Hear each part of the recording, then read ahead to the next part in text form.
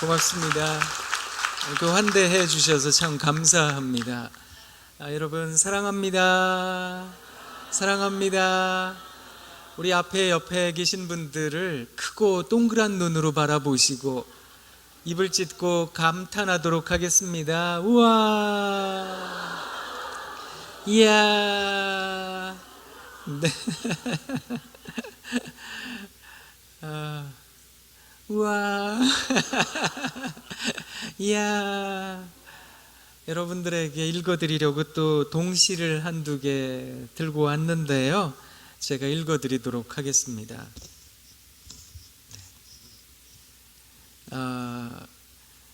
제가 좋아하는 곽혜룡이라는 아동문학가 선생님 계세요. 이분 연세도 많으신데 귀뚜라미라는 동시 쓰셨답니다. 여러분 귀뚜라미가 왜 귀뚜라미인지 아세요? 한번 들어보세요. 귀뚜라미가 귀뚤 막힌 귀를 뚫어준다. 대모처럼 내 귀에 꽉 박힌 소리 귀뚤 말끔하게 뚫어준다. 우와, 이야. 좋지요? 혹시 여러분 살아가시면서 못된 얘기 많이 들으셨어요? 니까짓 게 뭔데, 뭐 별것도 아닌 게, 아무짝에도 소용없는 게, 그런 못된 이야기 귀에 못이 박히도록 들으셨는지요? 그것 뚫어내라고 우리 하나님께서 우리들에게 귀뚜라미를 주셨답니다. 우와, 우와. 잘 따라오시는 거죠, 지금? 잘 따라오시는 거죠? 네, 역시 수준이 높으세요. 제가 어제부터 계속 놀라고 있는 게 어쩌면 이렇게 특송을 하시는 분들이 성악가 같고 가수 같고 그러세요. 우리 교회가 정말 대단하시다 이런 생각 많이 하고 은혜를 참 많이 받았습니다. 목사님 하시는 말씀 또 부교역자 목사님들께서 환대해 주시는 모습 한 분 한 분의 모습을 보면서 제가 정말 감탄하고 있거든요. 우와, 대단하세요. 기분이 좋아서 한 편 더 읽어드릴게요. 한민복이라는 시인이 있는데 이분이 우리 손가락에 대한 시를 적었습니다. 우리가 대부분 다 손가락이 10개인데 왜 10개인지 아세요? 한번 들어보세요. 손가락이 10개인 것은 어머니 뱃속에서 몇 달 은혜 입나 기억하려는 태아의 노력 때문인지도 모릅니다. 우와, 이야. 세상에 우리가 이런 존재라는 거거든요. 우리가 엄마 뱃속에 있을 때 몇 달 은혜 입나 기억하려고 이걸 손꼽아 세웠다는 겁니다. 한 달, 두 달, 세 달, 네 달, 다섯 달, 6달, 7달, 8달, 9달, 10달. 그래서 손가락이 10개인 채로 두 손 꼭 쥐고 세상에 태어나왔다라는 거거든요. 우와. 좋지요? 근데 제가 이 시를 저희 학교 학생들에게 읽어줬더니 저한테 되묻더라고요. 그러면 7싹동이는요, 8싹동이는요, 뭐 손가락 7개고 8개입니까? 그러던데 지금 그런 얘기를 하고 있는 게 아니라고요. 잘 따라오시는 거죠? 와, 분위기가 훨씬 좋아져서 한 편 더 읽어드릴게요. 어제 비가 좀 많이 오기도 했는데 김기현이라는 아동문학과 선생님께서 비 오는 날이라는 동시 쓰셨답니다. 한번 들어보세요. 후두둑 작은 물방울 글씨로 촉촉이 답안지를 가득 메워 주룩 여기도 동그라미 저기도 동그라미 채점을 한다. 비 오는 날은 여기도 100점 저기도 100점 틀린 곳 하나 없이 사방이 동그라미 모두가 100점이다. 우와, 이야. 대단하지요? 이런 상상력이 대단합니다. 하늘에서 빗방울이 떨어지면 물이 조금만 고여 있어도 빗방울이 떨어진 곳에 파장이 있는데 그 파장이 세모나게 네모나게 이는 게 아니라 동그랗게 동그랗게. 왠지 아세요? 하나님께서 지금 말씀하고 계시는 중이라는 겁니다. 야, 너 살아가는 인생 그 괜찮은 거야. 너 동그라미. 야, 너도 틀린 거 아니거든. 너도 동그라미. 야, 너도 100점 인생인 거야. 너 동그라미. 그래서 사방이 동그라미 모두가 100점이라고 하나님 말씀하시는 중이라는 겁니다. 우와, 와, 좋지요. 이야, 제가 여러분들에게 어제부터 시를 좀 읽어드리고 있는데요, 특히 오늘 읽어드리는 이런 동시는 정말 아이디어가 반짝반짝하는 동시입니다. 제가 여러분들에게 왜 이런 동시를 읽어드리고 있는가 하면 어떤 시적 감성에 대하여만 말씀드리는 게 아닙니다. 우리를 일컬어 하나님 믿는 사람들, 그리스도인이라고 말을 합니다. 그렇다면 우리는 어떻게 이 세상을 살아야 되는 것일까? 이것을 생각하고 싶기 때문입니다. 어쩌면 이 세상을 살아가는 많은 사람들은 5가지 감각을 굉장히 중요하게 여깁니다. 시각, 청각, 미각, 후각, 촉각, 이런 거예요. 심지어 이 5가지 감각이 채워지기를 우리는 열심히 일을 하고 돈을 벌면서 그것을 염원하고 살아갑니다. 그래서 눈으로 보는 것마다 좋고 귀로 들리는 소식들마다 복되고 맛보는 것도 좋고 냄새 맡는 것도 좋고 만지는 것마다 좋고 이게 감각이 다 채워지잖아요. 그러면 저 더 이상 바랄 거 없어요. 저 행복하게 삽니다. 그런 얘기를 하더라니까요. 그러니 아무래도 우리는 이런 5가지 감각에 어쩌면 치우쳐서 살아가는 인생은 아닐까. 그런데 그리스도인들은 어떤 사람들인지 아세요? 하나님 믿는 사람들은 어떤 사람들인가 하면 이 5가지 감각에 함몰된 듯 거기에 빠져서 살아가는 사람들이 아니라 그 5가지 감각을 뛰어넘어서 때로는 6번째 감각을 가지고 살아갈 줄도 안 되는 겁니다. 이게 무슨 말인가 하면 제가 지금 말씀드리는 6번째 감각을 우리가 흔히 하는 말로 하자면 믿음이라고, 신앙이라고, 조금 어렵게는 영성이라고 말을 합니다. 영성을 갖잖아요, 믿음을 갖잖아요, 신앙을 갖잖아요. 그러면 단지 내 눈앞에 보여지는 세상에 내 마음을 송두리째 다 빼앗겨버리는 것이 아니라 비록 내 눈앞에 펼쳐져 있는 세상이 어려울지라도 눈물 나는 인생일지라도 그 안에서 역사하고 계시는 하나님을 발견할 줄 압니다. 하나님의 음성을 들을 줄도 압니다.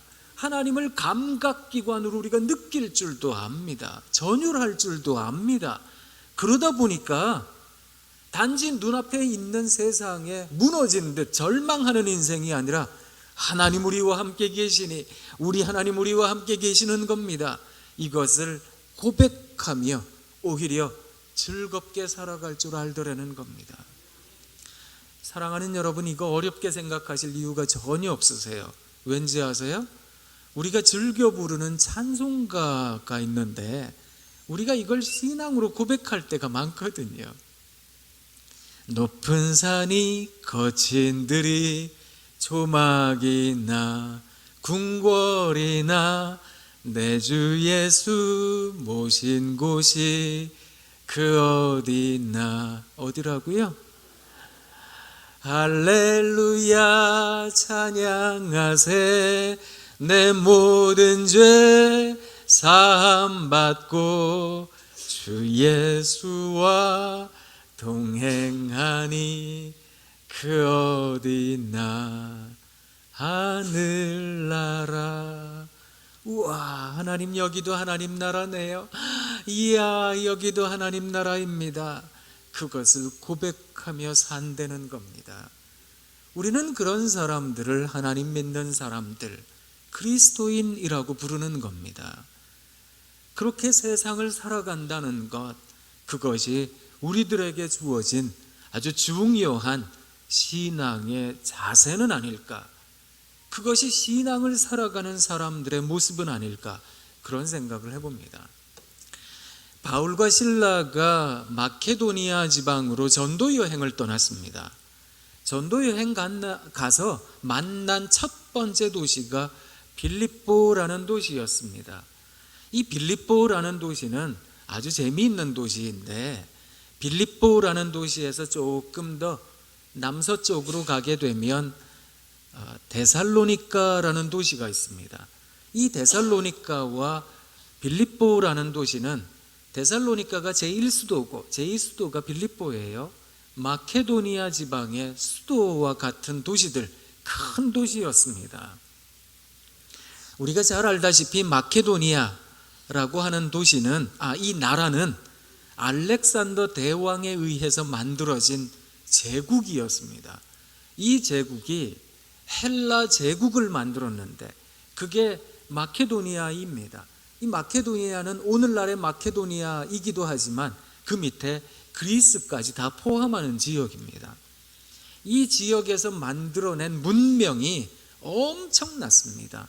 언어, 철학, 예술, 과학, 미술, 음악, 연극, 전 분야에 있어서 엄청난 발전을 이루게 됐는데 그 문명을 일컬어 헬레니즘이라고 말을 하는 겁니다. 근데 이 영원할 것 같았던 헬라 대제국이 로마 제국에 의해 무너졌습니다. 하지만 이탈리아 반도에서 일어난 이 로마 제국은 마케도니아 지방은 특별히 관리를 했는데, 비록 식민지 국가이긴 했지만 그 나라가 가지고 있었던 대단한 문명이 부러웠던 겁니다. 그래서 특별히 데살로니가, 빌립보에 살았던 식민지 국가 사람들이긴 했지만 그들에게 이탈리아 반도의 형제들이라는 칭호를 줬습니다. 그리고는 로마 제국의 시민권을 그냥 나눠줬거든요. 그러다 보니까 대우가 얼마나 좋았는지, 거기다가 로마 제국을 흥왕시켰던 많은 장수들, 장군들이 은퇴를 하면, 퇴역을 하면 어디 가서 살고 싶었던가 하면 빌립보에 가서 살고 싶어 했던 겁니다. 이탈리아 반도는 우리가 잘 알고 있다시피 지중해 연안에 있잖아요. 그리스도 그렇습니다. 지중해 연안에 있는데 이 빌립보라는 도시는 에게해 연안에 더 안으로 들어가서, 그러다 보니까 날씨가 얼마나 온화했는지, 기후도 좋고 교통, 문화도 발달되어 있고 돈도 많이 모여 있는 도시다 보니까 살기가 너무 좋았다는 겁니다. 그러니까 은퇴한 사람들이 거기 가서 살고 싶어요, 그런 생각을 했던 도시였거든요.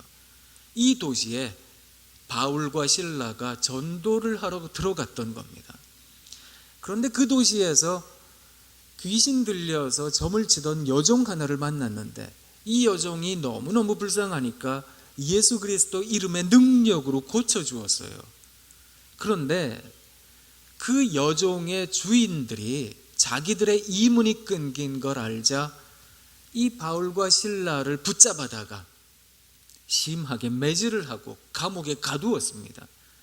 하지만 그 밤에도 바울과 실라는 전심으로 기도하고 찬송했거든요. 그랬더니 세상에 옥문이 막 흔들리더니 열리게 된 겁니다. 뒤늦게 그 사실을 알게 된 간수가 죄수들이 다 도망갔겠다 이런 생각이 드니까, 이 뒷감당이 안 된다 싶으니까 칼을 빼들고 자결을 하려고 했나 봅니다. 그때 옥 안에 있던 바울이 크게 소리를 쳤습니다. 우리가 다 여기 있으니까 당신 몸 함부로 해하지 마십시오. 간수가 얼마나 감사했던지 그 길로 바울과 실라 선생님을 모시고 자기 집으로 간 겁니다. 음식을 공개하고 맞은 데를 씻어주고, 그리고 물어본 겁니다. 우리가 어떻게 해야 구원을 얻겠습니까? 그때 바울이 말했던 것은 주 예수를 믿으셔야 됩니다. 그리하면 당신과 당신 집이 구원을 얻게 될 겁니다. 그때 간수와 그의 가족이 다 세례를 받고 예수님 믿기로 하였습니다. 그리고 나서 빌립보 교회가 생겨났습니다. 여러분 나중에 사도행전 16장을 찬찬히 한번 읽어보세요. 빌립보 교회가 어떻게 만들어졌는지 그 이야기가 꼼꼼하게 기록되어져 있습니다.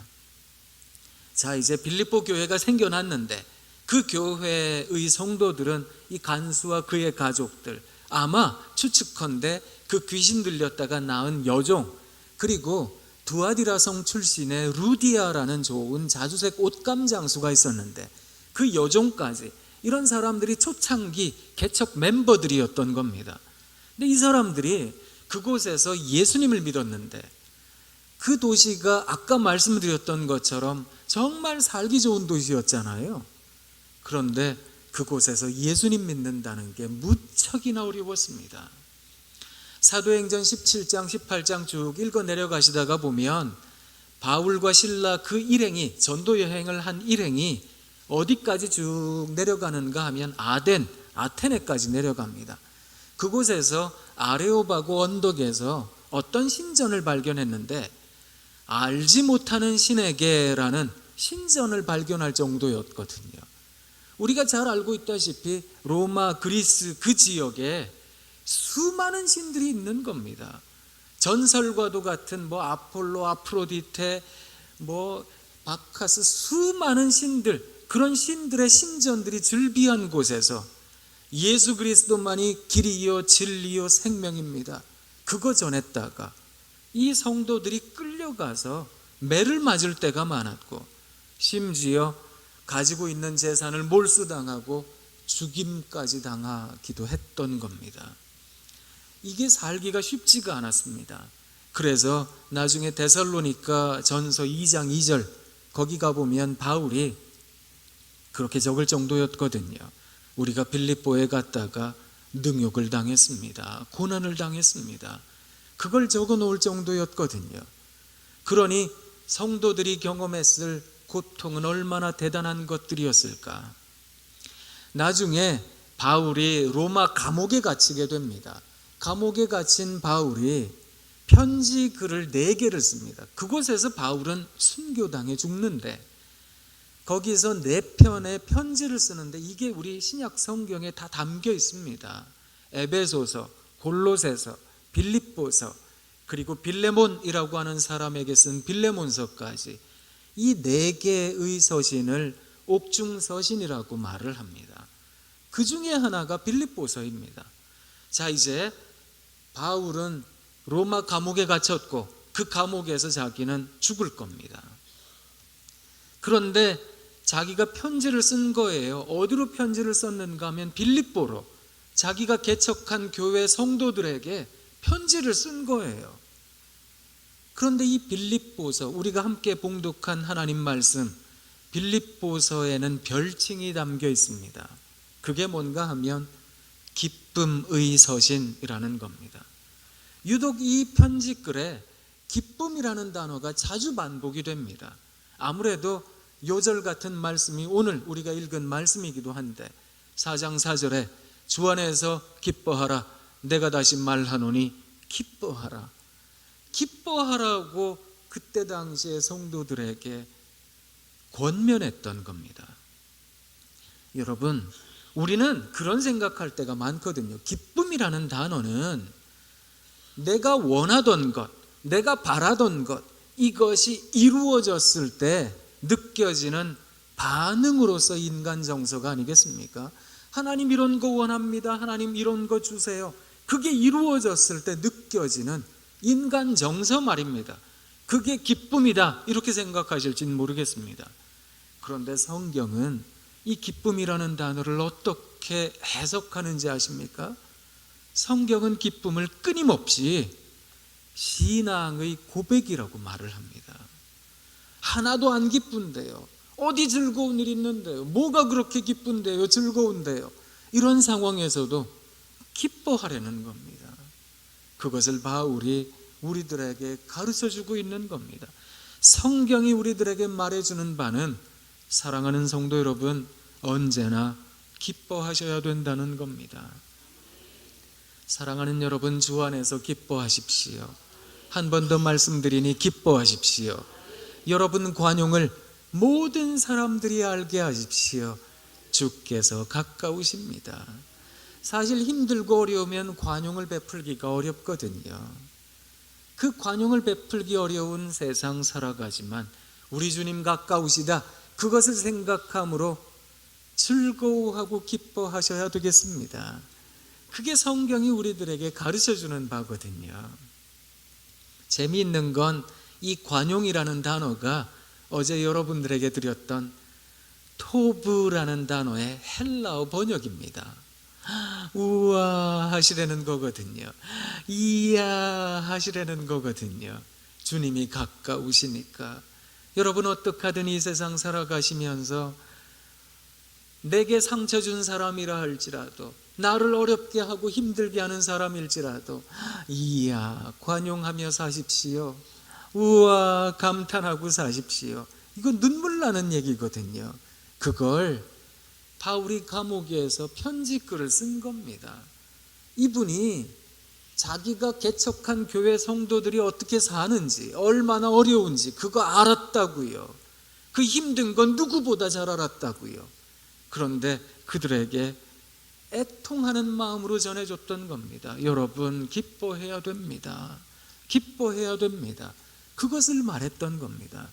그래서 예수님 믿는 사람들은 언제나 기뻐해야 되는 겁니다. 언제나 기뻐할 줄 아는 우리 모두가 되어야 되겠습니다. 우와 옆에 있는 분 바라보시면서 세 분 이상에게 또 감탄해 보도록 하겠습니다. 이야 우와 우와 그렇게 나도 살리고 이웃도 살릴 줄 아는 우리들이 되어야 되겠는데요. 문제가 있어요. 어제도 제가 잠깐 말씀드리기도 했지만 이걸 어떻게 해낼까요? 사랑도 힘든데 어떻게 기뻐하며 살 수 있을까요? 그래서 오늘 여러분들에게 아주 중요한, 이 아침에 어쩌면 아주 단순하기까지 한 가지 중요한 그리스도인의 삶의 훈련 하나를 좀 말씀드리려고 합니다. 이 조찬 기도회에 특히 직장인들이 이 자리에 계시는데 어떻게 우리가 이 세상을 그리스도인으로 살아갈 수 있을까? 그 부분에 대한 팁을 한 가지를 드릴 텐데, 그것은 우리가 너무나도 잘 알고 있는 말씀 묵상입니다. 왜 제가 이 말씀을 드리는가 하면 초대교회로부터 교회 전통에서 아주 중요하게 행해왔던 게 있습니다. 어떻게 하면 우리들의 믿음을 세워나갈 수 있을까? 어떻게 하면 믿음을 증진시킬 수 있을까? 성경을 봤더니 성경은 너무나도 단순하게 믿음의 확립에 대하여 말을 하고 있더라는 겁니다.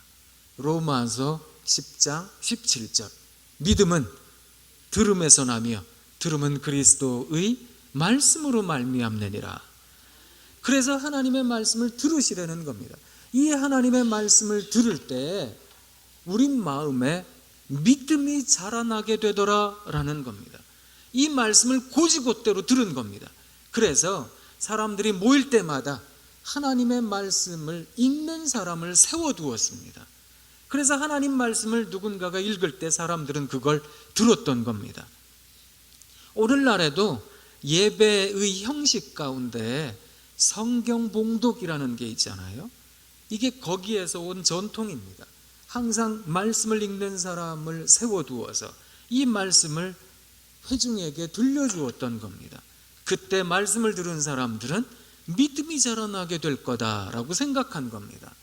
근데 이 하나님의 말씀을 이 시대에 접목해서 생각할 때 이해가 안 되는 부분이 많고 난해한 구절들도 많아서 개혁교회 전통에서는 설교를 선포되어진 하나님의 말씀이라고 불렀습니다.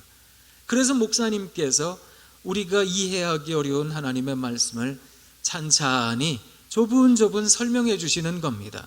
하나님의 말씀을 하나님의 뜻에 합당하게 선포되어진 하나님의 말씀으로 들려주실 때 그 말씀을 듣는 우리들의 마음의 믿음이 자라나게 되더라라는 겁니다. 그래서 하나님의 말씀을 즐거이 들으실 줄 아셔야 됩니다. 이것이 중요한데 그것을 라틴어로 뭐라고 불렀는가 하면 렉치오라고 불렀습니다. 영어로 하자면 Lectio 이런 단어인데요. 이 렉시오라는 단어는 읽는다라는 뜻입니다. 그래서 하나님의 말씀을 읽기를 원했어요. 그런데 읽을 때 어떻게 들리느냐는 거거든요. 그래서 말한 게 이 렉시오라는 단어의 번역은 낭송입니다. 하나님의 말씀을 내 입으로 한번 낭송해 보는 겁니다. 그러면 내 귀에 들릴 테니까요. 너무 크게 읽으시지 마시고 조분조분 내 귀에 들릴 정도로만 읽으셔도 됩니다. 그리고 시간과 공간이 주는 힘이 있습니다. 그래서 여러분, 특정 시간과 특정 공간을 선택하셔야 돼요. 교회 새벽 기도 시간을 잡으셔도 되고요. 그게 힘든 분들은 집안 베란다도 좋고요. 방 한쪽 귀퉁이여도 좋고요. 거기에다가 방석 하나 두시고 또 시간도 정하셔야 돼요. 동일한 시간 정하셔서 하나님, 제가 이 시간 이 장소에서 하나님 말씀 읽겠습니다. 그거 선언하시고 하나님 말씀을 꼭 읽어보시면 좋겠습니다. 그때 우리들의 마음에 믿음이 자라나게 될 거라는 겁니다. 그런데 거기에서만 멈추는 것이 아니라 교회 전통이 그 뒤에 무엇을 이어서 하기를 원했는가 하면 이게 이제 말씀 묵상의 훈련인데, 두 번째 단계로 하기로 원했던 것이 메디타치오라는 것이었습니다. 이 메디타치오라는 라틴어 뒤에 영어 단어 N 하나만 더 붙이면 메디테이션이 됩니다. 이 메디타치오, MEDITATIO, 이 단어의 뜻이 뭐냐 하면, 원래 이 단어는 사자가 들판에서 습관적으로 으르렁거리다입니다.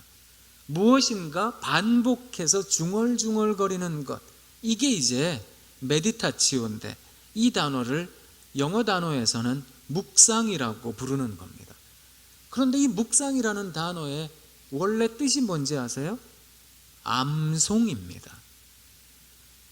여러분이 이제 마태복음부터 읽으셔도 좋겠고 창세기부터 읽으셔도 좋겠고, 해마다 연초에 되면 여러분 작정하기도 하시잖아요. 내가 하나님 말씀 읽겠습니다. 그래서 시편, 잠언 어디든 괜찮습니다. 그 말씀을 읽으세요. 하루 한 장, 5장, 몇 장이든 읽으세요. 정해진 분량을 읽으시고 오늘 내게 주어지는 아주 귀중한 하나님의 말씀이라고 여겨지는 구절, 한 절도 괜찮아요. 아니, 한 구여도 괜찮습니다. 여호와께서 이르시되 하물며 너희 일까보냐, 그 한 구절이어도 괜찮아요. 그것을 반복적으로 읽으시라는 겁니다. 반복적으로 암송하시라는 겁니다. 왜 이렇게 해야 되는가 하면, 반복적으로 암송한 하나님의 말씀을 기도에 접목해야 되기 때문에 그렇습니다. 이 기도에 접목하는 그 다음 단계를 오라치오라고 말을 하는데, ORATIO, 오라치오라고 하는 말을 이게 번역하자면 오럴, 입으로 표현하다, 이런 뜻인데, 이것을 기도라고 번역합니다. prayer, 기도요. 우리가 말씀 묵상에 기초하지 않잖아요. 그러면 기도가 형식적이 될 때가 참 많습니다. 또 기도가 패턴이 생겨나게 되는데, 똑같아요. 시작하는 기도, 중간에 하는 기도, 또 가족들을 위해 기도, 나라를 위해 기도, 그리고 끝내는 기도, 기도가 거의 대부분 비슷하게 이어지실 겁니다.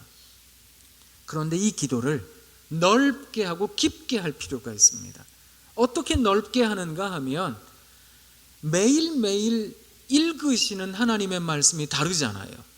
그렇죠? 오늘은 시편 1편, 내일은 시편 2편, 그 다음 날은 시편 3편, 이런 식으로 읽으실 테니까 본문이 바뀌는 데다가 암송하는 구절이 달라져요. 암송한 그 구절을, 오늘 내게 나를 교훈하고 깨우치는 그 구절을 기도에 접목하세요. 하나님, 이 말씀이 저에게 임하게 해 주옵소서. 이 말씀이 우리 가족에게, 이 말씀이 우리 교우들에게, 이 말씀이 우리나라에 임하게 하옵소서. 하나님, 이 민족을 지켜주세요. 말씀으로 이끌어주세요. 이렇게 기도하시라는 겁니다. 그러면 기도가 매일매일 점점 더 넓어집니다. 패턴에서 조금 벗어나실 수 있으실 겁니다. 그리고 말씀 묵상을 통한 이 기도는 우리의 기도를 깊게 할 줄 압니다. 왜 그런가 하면, 그러니까 아침에 일어나셔서 낭송하시고 암송하시고 기도에 접목하잖아요. 그 다음날 또 낭송하고 암송하고 기도에 접목하고, 그 다음날 또 낭송하고 암송하고 기도에 접목하고, 그러다 보면 매일매일 기도가 좀 더 넓어지는데, 그러던 어느 날 분명히 오늘 읽은 말씀에 따라서 이 구절이 너무 좋아서 그 구절을 암송하고 기도에 접목하고 있는데, 갑자기 하나님께서 마음 가운데 깨우침을 주세요. 지난주에 암송한 하나님의 말씀이, 지난달에 암송한 하나님의 말씀이 계시적으로 내 마음을 칩니다. 그래서 오늘의 상황과 상관없는데 어쩌면 내게 도전이 될 만한, 도저히 고백하기 어려운 것까지 기도하게 되기도 합니다. 이것을 한번 경험해 보셔야 됩니다. 이런 신비한 기도의 측면도 경험해 보셔야 되는데요. 왜냐하면 신앙이라는 건 아무래도 신비한 부분이 있기 때문에 그렇습니다. 제가 여러분들에게 어떤 신비주의자가 되시라 이런 뜻에서 말씀드리는 것이 아니라, 그렇게 기도가 때로는 깊어지기도 하더라, 내 삶의 정황과 전혀 다른 그런 고백적 기도를 하기도 하더라, 그것을 말씀드리기 위함입니다. 그렇게 날마다 한번 말씀 묵상에 기초해서 기도해 보세요. 아침에 낭송하고 암송하고 기도에 접목하고, 그 다음날 또 낭송하고 암송하고 기도에 접목하고, 이런 삶을 반복적이고 순환적으로 하실 필요가 있습니다. 그리고 시간도 좀 정해두세요. 이게 아침에 한 번 하는 거로 잘 안 되거든요. 사람이라는 존재는 자꾸 잊어버리잖아요. 저도요, 아침에 말씀 묵상해도요, 조금 시간이 지나면 다 잊어버리더라고요. 근데 요 사이는 왜 휴대전화 좋잖아요. 거기 알람을 여러 개 맞춰 놓을 수 있습니다. 부끄럽지만 저도요, 오전에 3개, 오후에 3개, 저녁 때 3개 맞춰 놓거든요. 저는 조금 모자란 인간이어서요, 자꾸 잊어버려요, 하나님 말씀을. 그래서 알람이 울리면 1분이라도, 아니 30초라도 그 말씀 붙잡고 기도하려고요. 근데 또 사람이 간사합니다. 알람 맞춰두잖아요. 이것도 또 반복되다 보면 또 어떤 날은 알람 울리면 툭 끄고 하던 일 해요. 그럴 때도 있거든요. 그렇지만 또다시 알람 울리면, 그렇지, 하나님 말씀 기억해야지, 그리고 잠깐이라도 기도하려고 합니다. 이렇게 하지 않으면 마귀가 우는 사자처럼 삼킬 자를 찾으며 두루 다니고 있듯이 우리가 시험에 빠질 때가 많거든요. 순식간에 나쁜 생각하고 순식간에 세상적 유혹에 빠지고 그럴 때가 있거든요.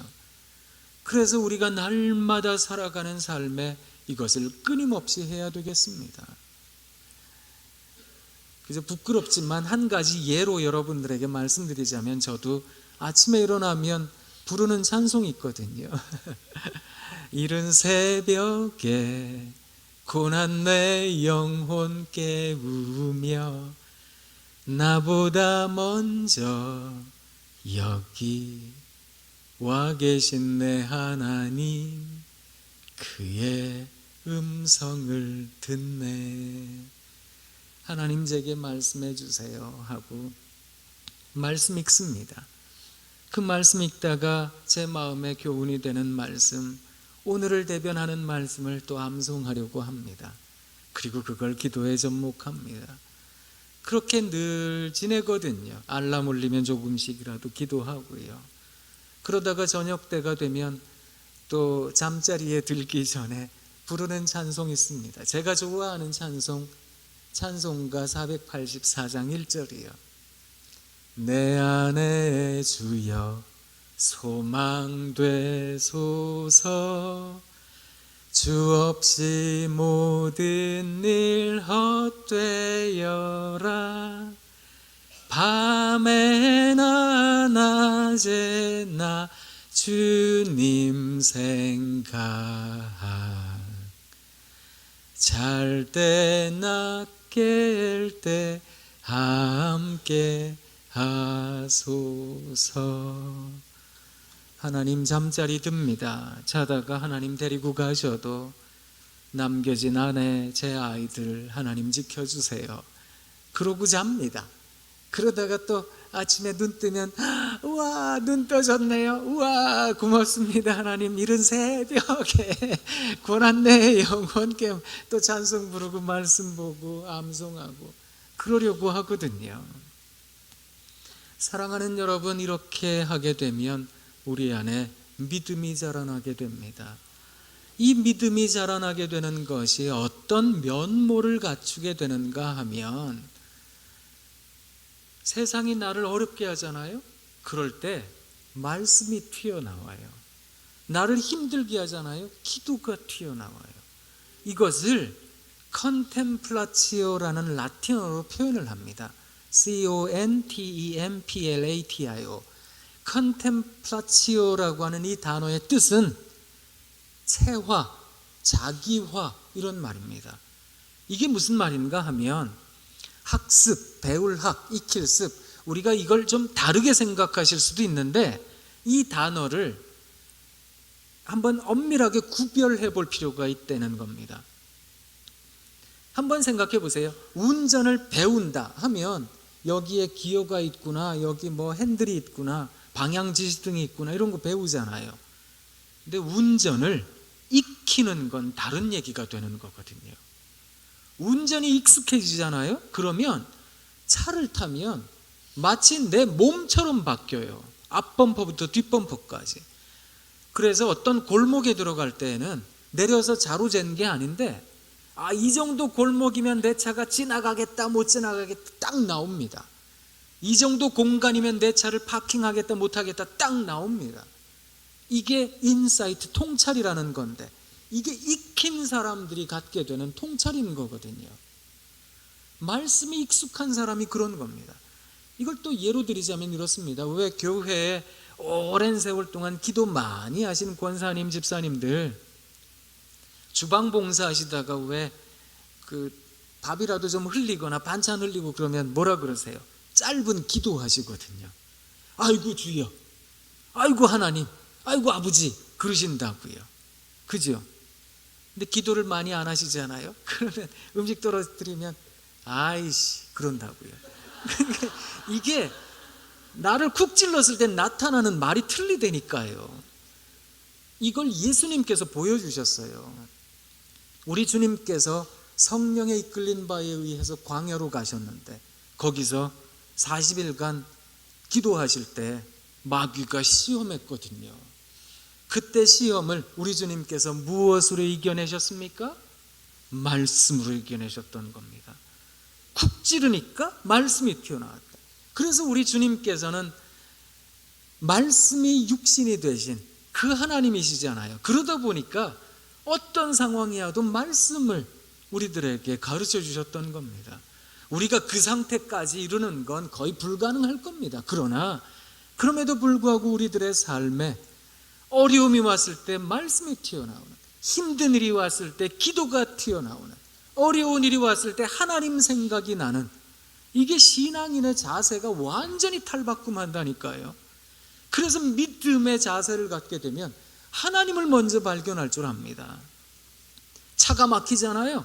아이고 또 막히네, 진짜로 미치겠네, 그런 생각하는 것이 아니라 하나님께서 나에게 천천히 가라고 하시나 보다, 그 상황에 대하여 기도할 줄 압니다.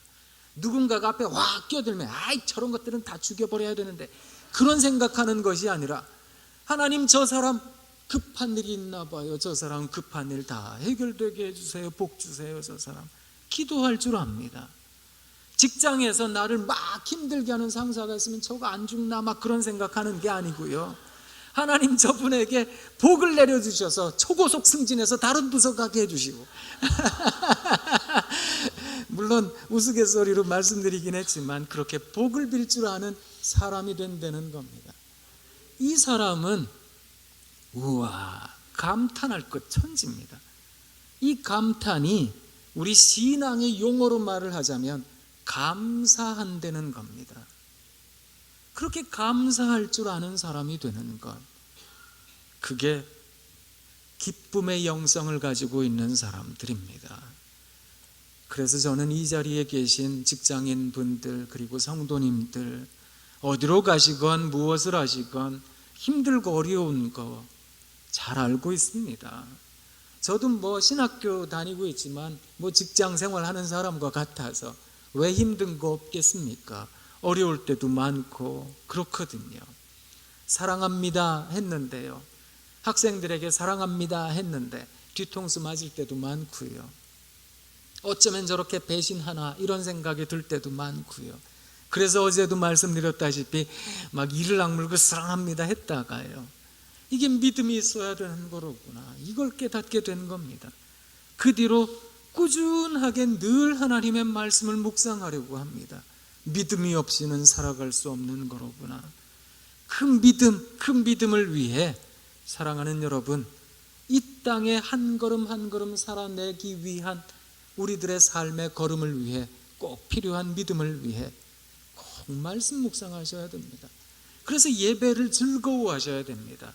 하나님 말씀을 쉽게 풀어주시는 선포되어진 하나님 말씀 들으시고, 또 성경 말씀을 들으시고, 이 말씀을 주중에 가슴에 담으시고 그 말씀대로 살아가기로 작정한 사람들, 이 사람들에게 믿음이라는 선물이 주어지게 됩니다. 이 믿음이 있잖아요, 힘들고 어려워요, 괜찮아요, 저 괜찮습니다, 그런 얘기도 합니다. 예수님 안 믿는 사람들은 이걸 잘 몰라요. 그래서 찾아와서 그래요.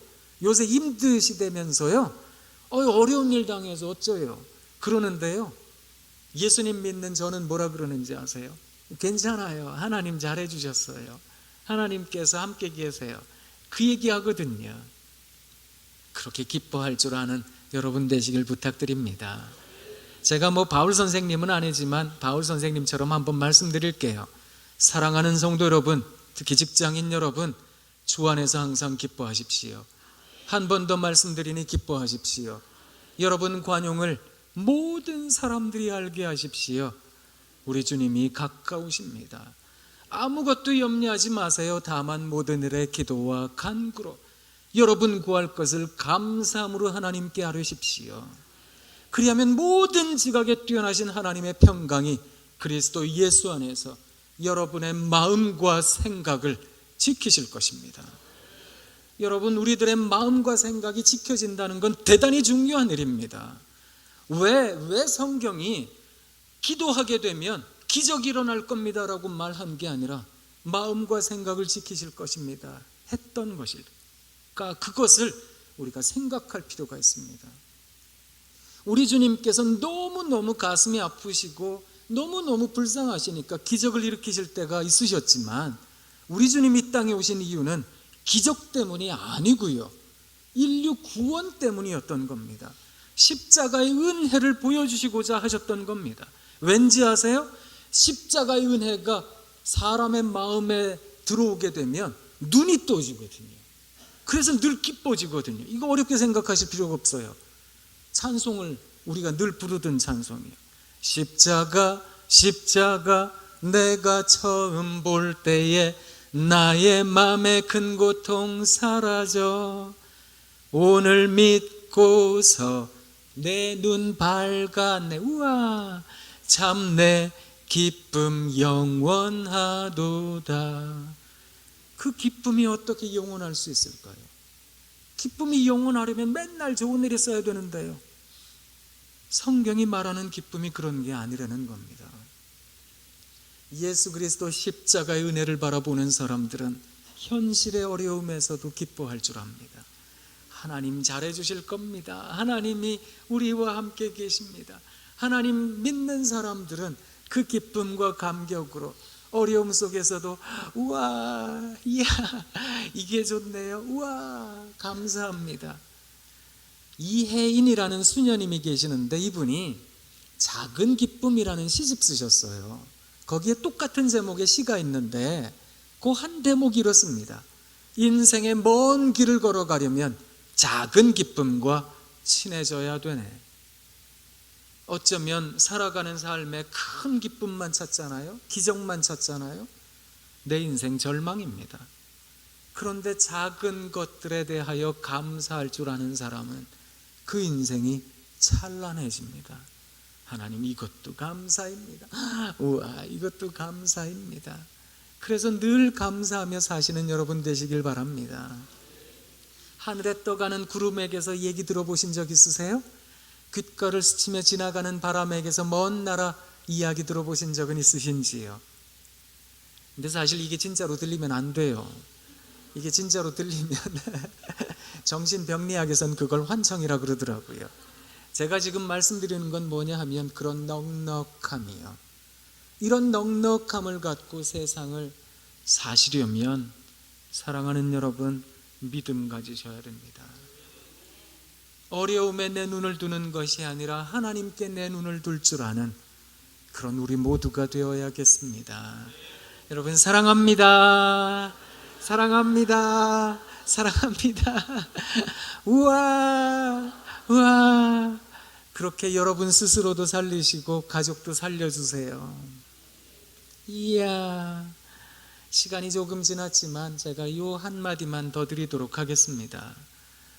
서울 소년원, 예전엔 소년원이라 그랬지만 왜 최근에는 중고등학교라 그러잖아요. 서울 소년원의 새 이름이 고봉중고등학교인데 거기 소년원 원장 되시는 선생님께서 조금 개인 돈을 내주셔서 그 아이들에게 시를 가르쳐 줬어요. 그리고 시집을 냈거든요. 이 아이들이 시를 쓸 수 있을까? 이런 생각을 했는데요. 시를 얼마나 잘 쓰는지. 아이들에게 시를 써보라 그랬고 그 시가 너무 좋아서 이게 하늘을 향해 날아오르다라는 시집을 냈어요. 근데 여러분, 시중에서 못 구하세요. 이게 비매품이에요. 그냥 한 500권 만들어서 이것저것 뿌리고 말았는데요.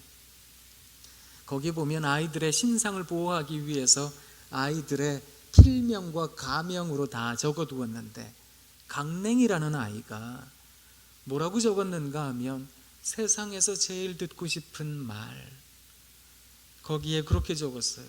세상에서 제일 듣고 싶은 말, 아들 괜찮아. 너는 아직 어리니까 괜찮아. 너는 내 아들이잖아. 그 얘기를 듣고 싶었대요. 그걸 시로 적었어요. 그 얘기를 한 번도 들은 적이 없대요. 그래서 얘가 아예 인생을 놔버렸거든요.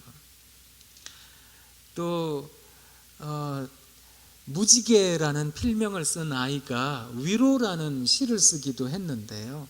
그 위로 아이가 뭐라고 그랬는지 아세요? 많이 힘들지? 또 많이 슬프니? 많이 아파? 이 아이가 어떻게 얘기를 했는가 하면 저 많이 슬퍼요. 너 많이 슬프니?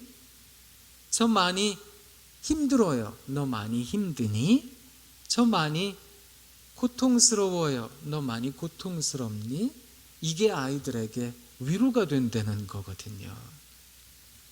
아이들이 하는 말에 해답을 주려고 하는 것이 아니라 아이들이 하는 말을 반복해 주기만 해도 위로가 되더라는 겁니다. 근데 우리는 애들이 저 많이 힘들어요 그러면 뭐라 그러세요? 대부분 부모님들이 네가 힘들어? 네가 힘들면 나는 벌써 죽었겠다. 나는 네가 뭐가 힘들어? 내가 너한테 그냥 공부나 하라 그러지 내가 너한테 뭘 바라디? 막 입에서 막 쏟아지시잖아요. 저 많이 우울해요 그럼 뭐라 그러세요? 이게 호강에 받쳐 똥 싸고 한잔 막 쏟아지거든요. 그러니까 애들이 힘든 거예요. 아이들을 바라보실 때에도 우와, 이야, 그 감탄으로 아이들을 바라보시면, 그렇게 세상을 바라보시고 사람을 바라보시면 사람이 살아나게 되어 있습니다. 이걸 꼭 기억하시고 살아가시는 여러분 되시길 부탁드립니다. 시간 많이 지났지만 제가 또 언제 오겠습니까? 여하튼 찬송인 하나 더 불러드리고 가겠습니다. 평화 하나님의 평강이 여러분에게 넘쳐나기를. 평화 하나님의 평강이 여러분 삶에 가득하기를 축복합니다. 사랑합니다. 사랑합니다. 제가 기도하고 마치겠습니다. 하나님 참 고맙습니다. 이 자리에 계시는